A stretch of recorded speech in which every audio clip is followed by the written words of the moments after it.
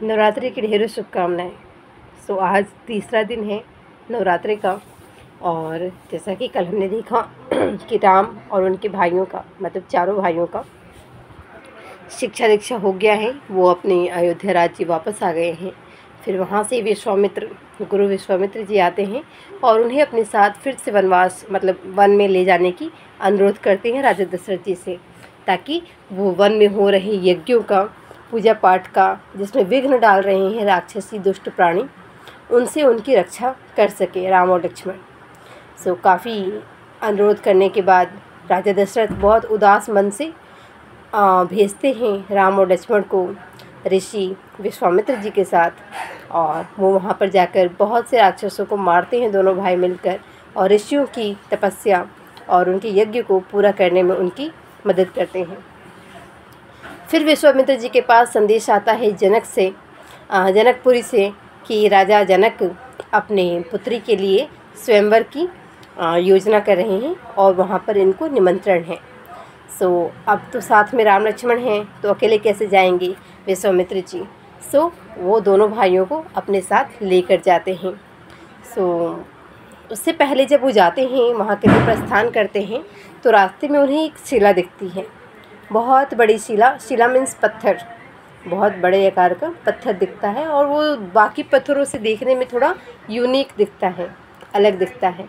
तो दोनों भाइयों को बहुत उत्सुकता होती है उस पत्थर को देखकर, और वो पूछ बैठते हैं कि हे गुरुदेव, ये पत्थर इतना अलग क्यों दिख रहा है, क्या विशेषता है इसकी? बाकी जो शिलाएं हैं वो तो बहुत सामान्य दिख रही हैं और एक जैसे दिख रही हैं, लेकिन ये थोड़ा हटके हैं, क्या कारण है, कोई विशेष बात है क्या? इतना पूछने पर विश्वामित्र जी उन्हें बताते हैं देवी अहल्या की कहानी।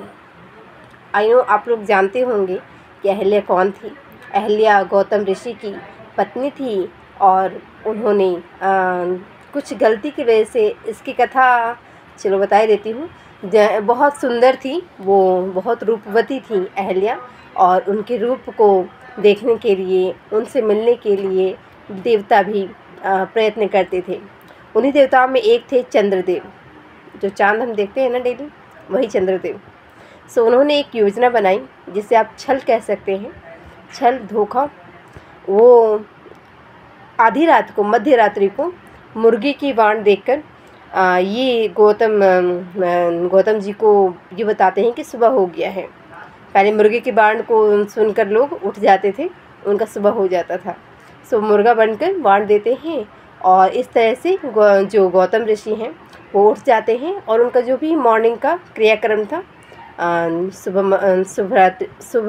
सुबह के टाइम का, वो करने चले जाते हैं। तो पहले नदी थी, पास की जो गंगा नदी थी, वहाँ वो गए।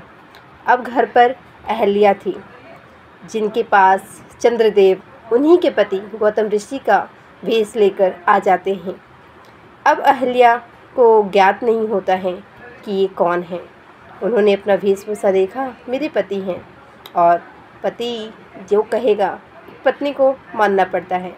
इस तरह से वो लोग जो चंद्रदेव हैं उनके साथ गलत करते हैं, और वो बेचारी अपने पति के धोखे में, मतलब पति के भेष के धोखे में आ जाती हैं और चंद्रदेव की छल का शिकार बनती हैं।